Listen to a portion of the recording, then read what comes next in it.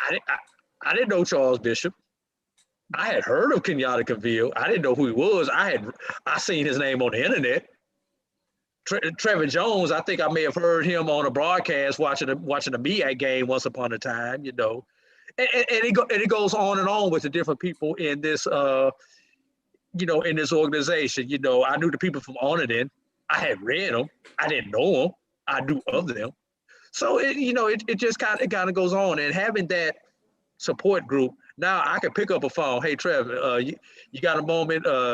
Can you come on the podcast, or or Ty, or Charles has done some Florida Memorial games with me. Who would have thunk that a year ago? Mm-hmm. Mm-hmm. Very true. And with everything that's gone on in 2020, for a group like this to come together in a group that is needed, in the industry that is needed in this genre, is important. I'm just proud that somebody sent me an email or a text and asked me to come to a meeting once upon a time. Very well said. Powerful, powerful. Hashtag powerful. With that, that's Dr. Bill inside HBCU Sports Labs. If you all don't mind, stick with us. We're going to take a quick break. This is Dr. Bill inside the HBCU Sports Lab radio show with Mike Watson and Charles Bishop. We're interviewing HBCU Pro Sports Media. We have the president, second vice president, and the treasurer talking to us, Trevin, Ty, and AD. We'll be right back after this quick break, and we'll let Mike jump in here with a follow-up question. HBCUSportsMedia.com. Check. The Cavil Group is a Florida-based marketing and training consulting firm. We help businesses communicate to their target audience and engage them in conversation. We also help to expand their audiences, which will ultimately result in growth for those organizations. In addition to being a certified constant contact specialist, my colleagues and I are also certified in John Maxwell Leadership Principles. We use these proven principles to conduct workshops, training, and private coaching sessions for individuals and companies looking to take things to the next level. Contact us to schedule a free consultation. Issues today, don't delay, call Cavil. Q Time is our classic Atlanta soul food restaurant located in the historic West End. Q Time Soul Food is a family business started by Fred and Christine Crenshaw. Come on in, relax, and sink your chops into our tantalizing, mouth-watering, distinctive soul food with a twist, the Q Time way. 1120 Ralph David Abernathy Boulevard, or call your order in at 404-758-2881. Do you miss your mama's cooking? Then come on down to Q Time, an Urban Passport member. Shop Velvet Online Women's Boutique to spice up your closet with trendy, unique looks. We have fashionable and chic looks at very affordable prices. Velvet Boutique offers free shipping all year long on all orders. Shop online at www.melvetboutique.com. That's www.melvetboutique.com. Like us on Facebook and follow us on Instagram. Shop Velvet Online Women's Boutique. This is Dr. Bill with Inside HBCU Sports Lab radio show with Mike Washington and Charles Bishop. We're interviewing the president, second vice president, and the treasurer for HBCUSportsMedia.com. The vision of the HBCU Pro Sports Media Association is to acknowledge the heritage of historically Black colleges and universities, HBCUs, and the connection to professional sports organizations, to illuminate the pride of the African-American community and the Black diaspora, to recognize the voice of Black media, and to create unity for substantial change in the world. With that, Mike, go ahead and follow up with a question of whichever guest you want to ask. Yeah, well, this question is really for all three.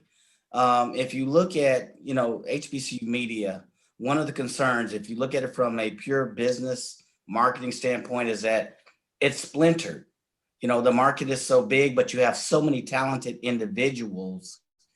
What is your proposal for kind of compiling and corralling that, or focusing that effort without losing the ideals of your mission and vision statement? There are a lot of talented individuals on this panel discussing here tonight, But some of those individuals that are not here with us may lose voice. What do you propose, and how does HBCU sports media, how can that come into play with actually, propelling the HBCU sports voice without losing that cultural impact and not a coming off as so splintered? Can I tackle that one first? Absolutely. I'm gonna just make it as simple as possible. When I eat, you eat. That's the way that I feel. We, like you said, everybody in this room has different talents, different things that we're good at. Unfortunately, none of us are at the level where this is our primary bread and butter way to earn a living. So this is secondary. But those connections that we get, if I can point you, Michael, to somebody, be it media, be it in your other career, and I can point somebody to you to help you eat, I'm gonna do that. Same thing with Charles, same thing with Trevin and Ty, and anybody in this association. So when I eat, you eat, and I think this feeling has been reciprocated throughout the members of this association. I yield the floor to anybody else who wants to throw in on that. Man, all this food talk in the commercials got. I know, right? All this food talk. I know, got me hungry. I like, let's eat. You eat, I eat. I like that. And if I can, gentlemen, that's the basis. That's the whole ideology behind this. This is going to be an association like no other. And the reason that we say that is because if you look at it, there are people that are throughout the country. We're not in one certain area. HBCUs, sports coverage has been from the East Coast, which has been very easy. And then you go west. But then once you pass, and correct me if I'm wrong, gentlemen, maybe like Texas, once you pass Texas, there's really no HBCUs past Texas going west. But the mere fact that we reach from the East Coast to as far as Texas as a group of individuals with the like mind of focusing on what the task at hand is and keeping that focus. You asked, how will we maintain not becoming splintered? You keep the focus. The task at hand is to enhance the coverage of HBCU sports and to also enhance the coverage of those sports alum who've gone on to the professional ranks. That's the focus. As long as we maintain that focus as a group, we'll never be splintered again. As a matter of fact, again, this association is going to correct all that. And I like what AD said, because he's absolutely right. When I eat, you eat. You might not eat as much as I eat. I might eat a little bit more. You might eat a little bit more. But at the same time, just because I fed you this time or you fed me this time, the next time I may be feeding somebody else. And let me take a step back for a second, gentlemen. I noticed, and I don't want the young ladies out there to get it wrong or get it twisted. AD said that there's a brotherhood. There's a unification of a family here. The sisters, we need you involved. We were going to have you involved. It's just that we started out with a group of men for the foundation, and that just was by happen chance. That was just by connection. But there are many young ladies out there, many women out there who've been covering HBCU sports as well, in different mediums. We're talking photographers, we're talking about voices, we're talking about ADs, SIDs, we're talking about all genres and all areas. We are trying to bring that together so that the HBCU Pro Sports Media Association not only becomes a vital asset, but becomes a tool that other people can use. And that will help us not become splintered. You said one thing. You said one thing. I'm sorry, and go ahead. Mm-hmm. You finally acknowledged that there are HBCUs west of the Mississippi. I knew that was coming. Yes, that is my thing. You've seen coverage. You see East Coast schools. You see how you're gonna see more how there is a Jackson State with close to the Mississippi. There's a Southern. There's a TSU. Give us some love. We are west of the Mississippi. Thank you. Go ahead. I'm sorry. But y'all giving love to Langston out there in Oklahoma by themselves? I was going to say the same thing. Love to Langston. I want to add this, Mike. First of all, I'm feeling that Cowboys helping in the background. I could use one of those. So. Oh, here we go. Oh, there you go. There you go. There you go. You good with me, Ty? You're good with me. Just to follow what was being talked about just now. One of the key components of this organization is that there is strength in numbers. It's been said, and we've been mentioning this earlier, that for so many years, so many of us have been out there individually doing our own things. But when you bring these strength in numbers together, It can only create something for the greater good, which is what we're all about. And when we talk about bringing a diverse group of people together, and I can just vouch for myself and my own organization, the Power News Radio Network, and my other individual thing, Championship Chase, which is a local TV show in Pittsburgh covering the Steelers and the AFC North teams. We have females involved already. So I'm sure most of us, if not all of us, I know Trevin, one of his right-hand person. So women are already involved in this organization. You know, they may not be front and center, but like Trevin said, we're asking for them to come front and center. We'll be inviting them front and center, and we want them to be a part of this organization. But the key element is there's strength in numbers. And when you bring something like this together, we can be there for the greater good to help everybody, like AD said, to everybody eat. Because you look at situations like right now where all the social responsibility talk happened soon after the George Floyd murder. So all of these organizations, a lot of organizations, banks,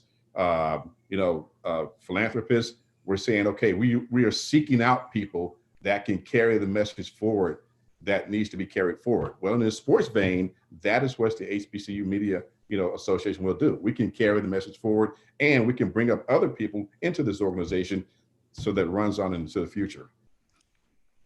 Great point.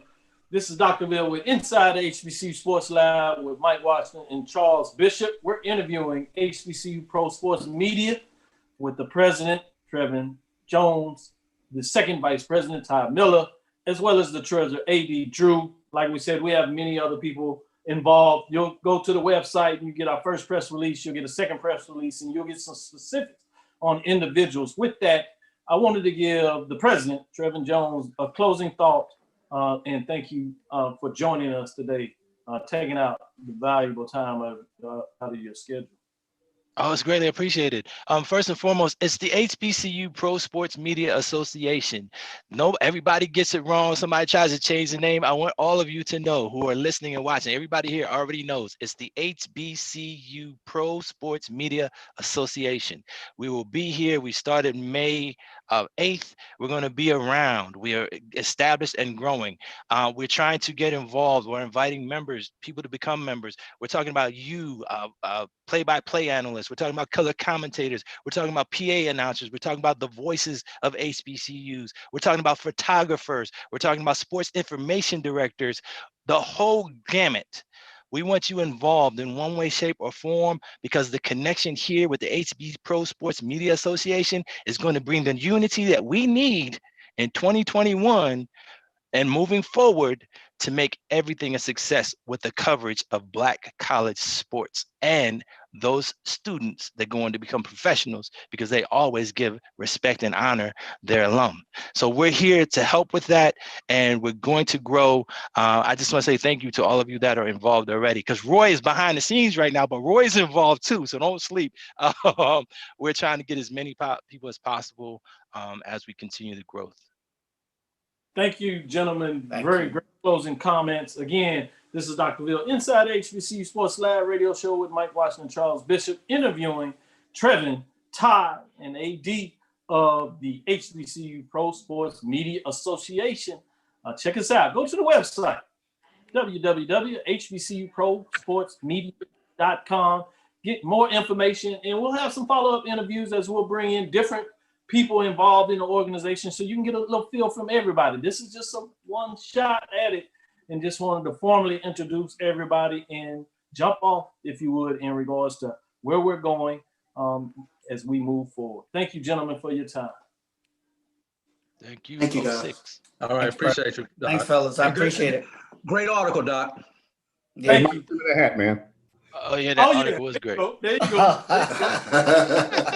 And I'll need to get different places. Go to the website. You'll find places you can get them all group and individual. You're going to have more and more as we continue to move forward. Again, thank you for your time, gentlemen. Let's jump into it. In terms of that article, we did have an article I wanted to see talking about moving forward. Coming, you can go to BCSN, type in Dynasty Makers, Saban follows path to HBCU legends. Article out there that I got to co-write with Brian Forford. He's the second half, if you would, of that sports rep, BCSN. Great article that I really wanted to get into. and we might tease it out just a little bit. Go check out the article, and we'll give you a chance to come take a deeper dive and figure out what's going on there. Saban follows the path of HBCU legends. Any thoughts from your perspective, Charles, in terms of that article? Yes. There was one name that, and don't get me wrong, I did not lose the crux of what the article is talking about, but there was one name in particular that I did not see on the and others list, and as you know, it's the reason, you know, how I've bumped heads with Ty back in the day with the Sheridan polls, and how I came to Dr. Cavil was, how is it that W.C. Gordon somehow continues to miss out on these, dynastic sort of conversations? And that's, one of the, I guess, questions that I had. And again, it's a tremendous read. I invite everybody to go out there and go read it, because when you compare Eddie Robinson and Jay Gaither in terms of what Coach Saban has done now, and you kind of step back and take a look at Jay Gaither, Billy Nix, and Eddie Robinson, and you are in complete awe of what these men were doing without the resources. So I want to start with that framework. That is the important framework. But as I kept reading and I saw the and others, that that jumped out for me. Charles, you do not have to excuse yourself on this show for your Jackson State bias. We got the East Coast bias. We got Charles. The Jackson State bias. Come on now. Come on, man. When you look at it, his winning percentage was significant enough to be merit. But if you look at the list where we talked about other dynasties, and this is one of the problems that you have, when you look at everybody on this list, they had 6 Black college national championships or more. That wasn't necessarily his fault.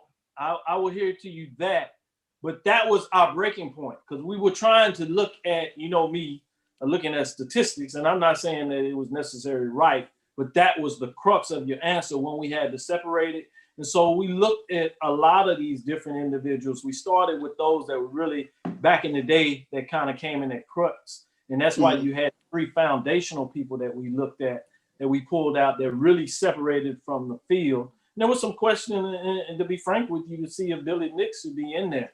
But when you really start to break down Billy Nix, the way that he was inclusive was not only his national championships that put him in that mix along with the other coaches, but obviously his record against his peers. Sure. Put him in such a way that he became one of the 3 people in there. And then the question that really gets into this is, we always have this 4-headed monster, if you would, in terms of Rushmore, in terms of them out in there in those 4 figures. If you had those 3, would you include him as the 4th one on that list? It would be hard to put him on the Mount Rushmore, but I normally take a look and I hone in, especially the Central State national championships that we see in the mid to mid 80s to 90, when I thought especially Jackson State teams are at their most dominant. I never could figure out with the Sheridan polls how Central State was consistently getting the Black College National Championship. And keep in mind, this is during the we got history. With, we can answer that question today, and that's what's so beautiful about having I definitely HBCU Pro Sports Association. And Mike, I'm gonna let you jump in here. I'm not gonna hold you out, but since we got the people of the hour, I'm just like, maybe he can answer that question for you, Charles. Yeah, I certainly can answer that, of why Central State was in the mix so often, primarily because of consistency. And one of the things about the Sheridan poll is what we did, and we historically did it during the Sheridan years, was we did not separate the Black college teams where you had people who would not rank the Division II teams or the NIA teams or 1AA teams together. We did that consistently because our model was that there was not much separation between the Black colleges when it came to competition with each other. And we've seen that bear out over the years in terms of certain Division II teams beating certain 1AA teams or FCS teams and things of that nature. And I could give you a story about Joe Taylor, who won championships at Hampton. And when Hampton was Division II, Joe Taylor would always lobby us, hey, Ty, we're just as good as a Jackson State. We're just as good as a Florida A&M. Before he even went to the MEAC when he was a CIAA member. Rick Comagee, when he was at Tuskegee, was beating up on the big boys. Saying we had to lobbying all the time. So for us, it was not so much just the lobbying from the coaches, because they were also part of our Black college polls. They were voting. They were voting on the polls themselves. But it was really based on inclusiveness as a way of getting recognition for all those involved. Now, this may not answer the question as to why Jackson State was not at the top of the heap, so to speak, because they kind of fell by the wayside after the Walter Payton years and for a while there. But W.C. Gordon certainly gets our nod as one of the best coaches ever. But more notably, during my time at Sheridan, it was James Carson, who I got tapes on James Carson talking about Jackson State. And you guys may not even be familiar with this. Jackson State under James Carson hated going to the playoffs, because James Carson would say, he had this gravelly voice, Ty, they're going to send us somewhere like Western Illinois. We'll go there on a cold day. Nothing, we'll be done. James Carson really advocated like we should be playing each other for a championship as opposed to going elsewhere. But certainly we knew about all the teams west of the Mississippi, no matter where they were.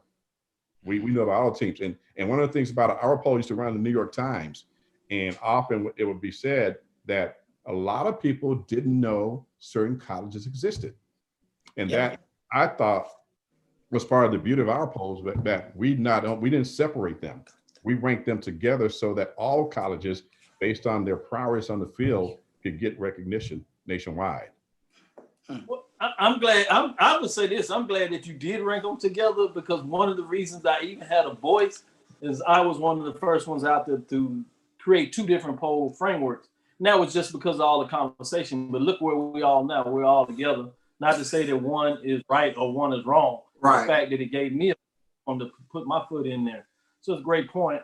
I'm gonna let Mike jump in here, and then I have a follow-up question in regards to maybe to take an even deeper dive in terms of analyzing the poll ranking. Yeah, just had to get that Jackson State plug. We had to get it in there. It's funny. It comes full circle, because I was 14, 15 years old, hot with the Sheridan poll, and here I am. You just had to get that in there. No, all right. My concern was this, yeah. He started preaching it going on. I carried this grudge for I don't know how many years with the Sheridan. I think I don't want to tell your age, but what is that? Almost 40 years. Hey, yes, struck a 40-year nerve with him, man.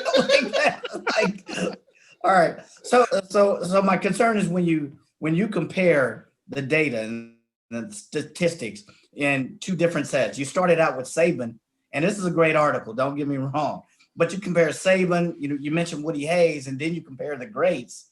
I wonder how much you normalize the data.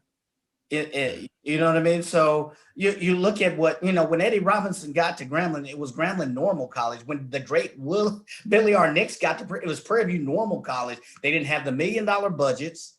They didn't have the $1 million facilities. They didn't have the recruiting. They didn't have all of the scouts, yet they were still successful. I wonder how you normalize that out with data that we look at today in terms of successful coaches. And making myself clear, that's my concern with looking at the greats from my perspective. And I grew up with Billy R. Nix. My family, if I didn't go to Prairie View, I wasn't going to be fed.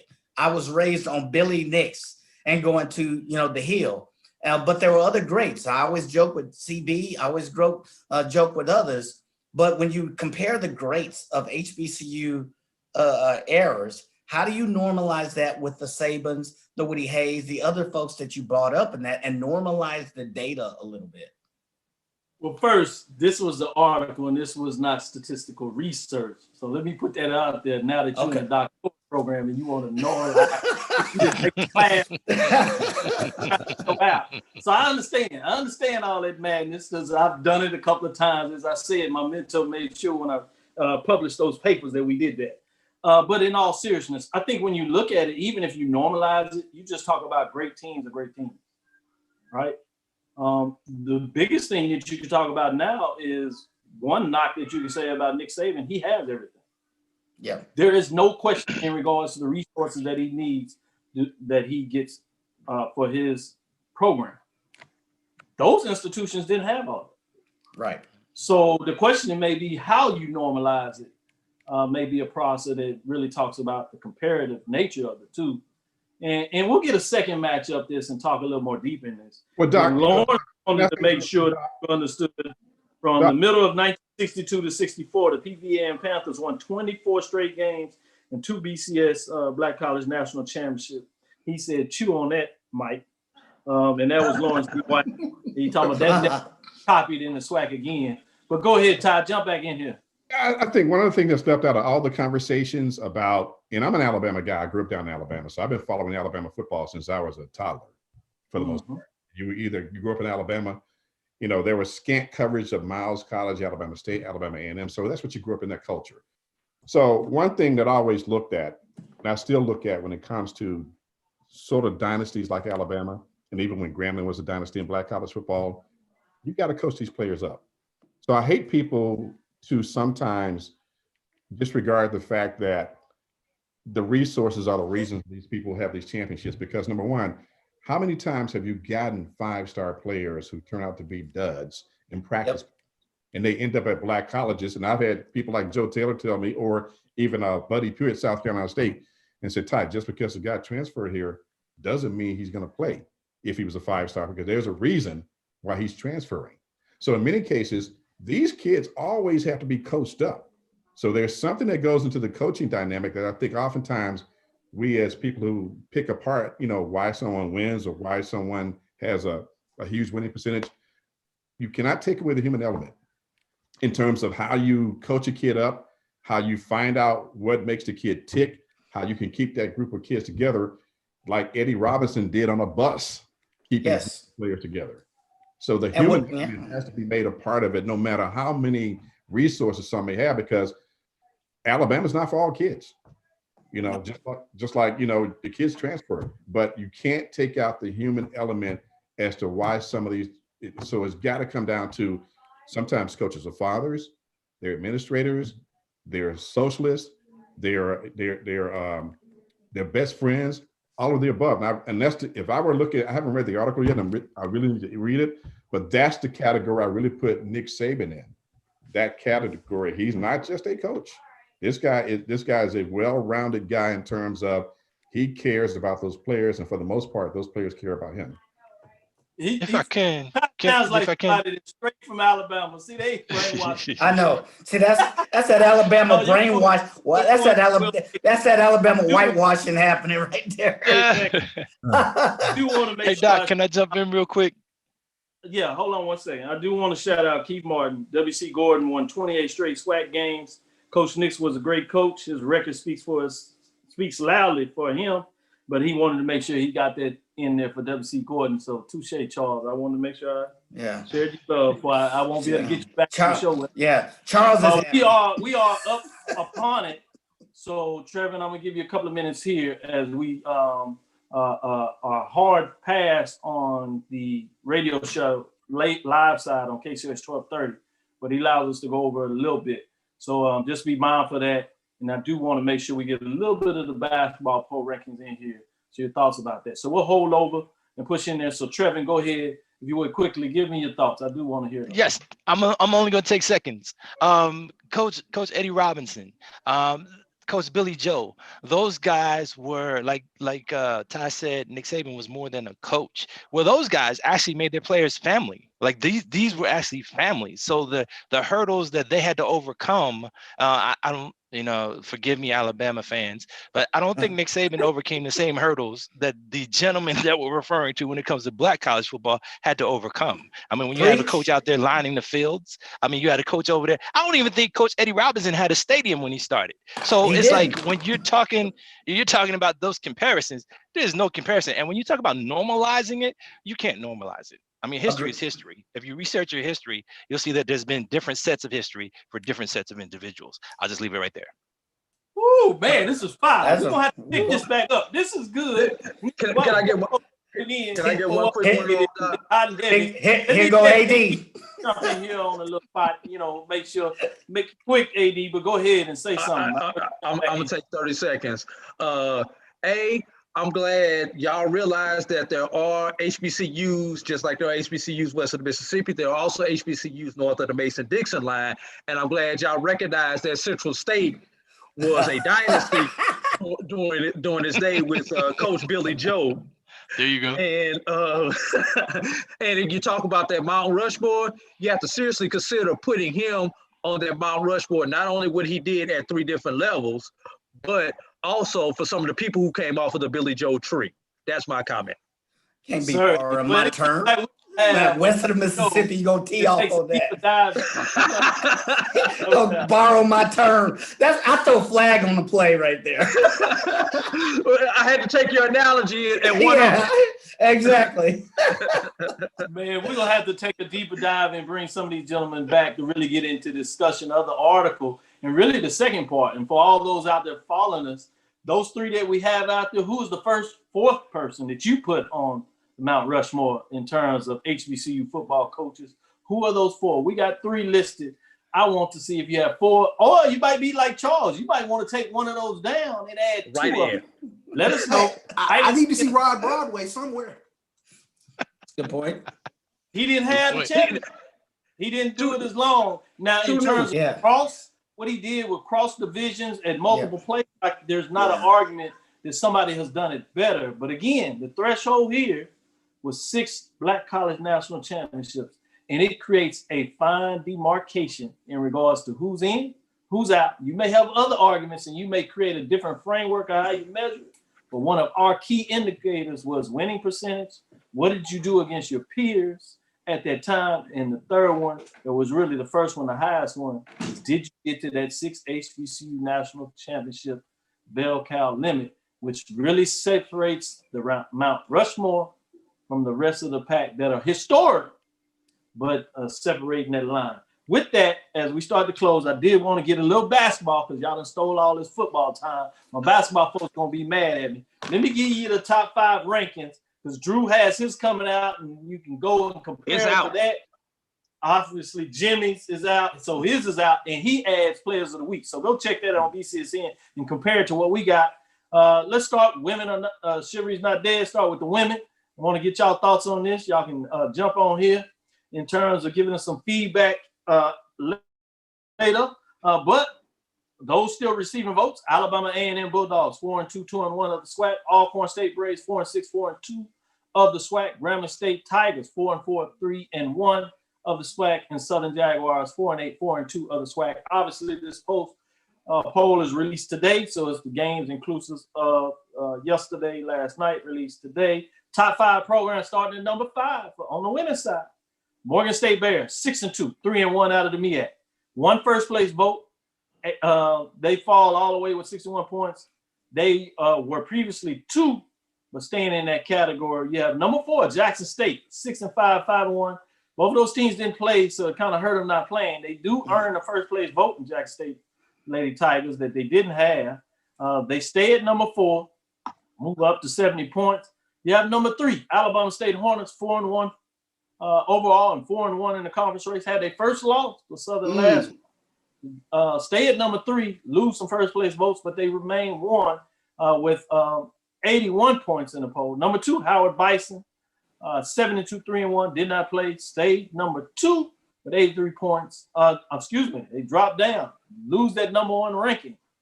Bringing us to number 1, North Carolina A&T State Aggies 7-1, 6-0, perfect in the conference race. Move all the way up to number 5 to the number 1 spot with 4 first place votes. So North Carolina A&T Aggies earned number 1 ranking and REIT number 4. Don't have the time to get y'all to tease it out, but I see a lot of folks having consternation in terms of the poll, so I like that. It means we're going to have something to talk about as we continue to do the poll ranking and see how this plays out. Let's go to the men's side just for a little more. One team did drop out this week, so let's see how it changed. Receiving votes, none other than the Hampton Pirates sit at 7-8, 6-4.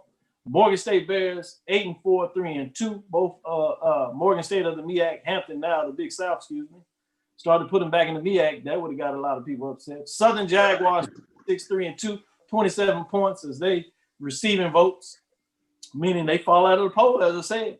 Florida A&M Rattlers hadn't played overall, but they still getting some votes, 2-6, 1-0. Starting at the top 5. Who are in the top 5? None other than the Alabama A&M Bulldogs, 4-0, 2-0. Keep surprising folks. Got a big win over Southern University to say that they for real. A couple of folks on here still question them. I just don't understand. 45 points. Stay at number 5. Number 4, Norfolk State Spartans, 8-6, 3-3. Previously number 1, they fall all the way to number 4, as I said, 1 point. 1 first place vote, 67 points. Number 3, North Carolina A&T, 6-9, 2-0. 1 first place vote, 79. They dropped from the 2 spot. Bringing us to number 2, a new entry into the top 5 this week. Coppin State Eagles, 6-9, 5-1. 2 big victories over Norfolk State, the previous number 1. Yep. Getting up there at 88 points, not ranked. Bringing us to the new number 1 this week. Who is it? Who is it? Panthers, 5-4, 4-0. Move all the way up from number 5 as they continue to win, surprising folks as people didn't think they were going to be there. Charles said they need to be up there. Mike said they need to be up there. Well, guess what? This week, they are at the top of the polls. We'll see if they stay there. Previous number 3, they move all the way to number 1, 99 points. We wish we had more time, but go check it out and see the comparison and see how it matches up with AD Drew. You know, Jimmy gets us in there. I will say this about Jimmy Poe. He had Hampton in the top 5. I don't have him anywhere near it. In fact, he had him top 3, I think, or something like that. So let you know, Jimmy still puts in his magic. Yeah. I agree, Mike. Trying to figure that out. You have him number 4. Wow, that's crazy. We'll have to bring that conversation back up. But that'll do it for us today as we have to close out and get you back into your business. Appreciate you checking us out and joining. This is Dr. Cavil inside the HBCU Sports Lab as we close out the show today with our big-time guest of HBC Pro Sports Media Association, Ty, Trevin, and AD giving us all the time. I sure appreciate it, gentlemen, because y'all stayed over a little longer and gave us some extra kudos. So much wonderful conversation when we do it like that. But that'll do it for us.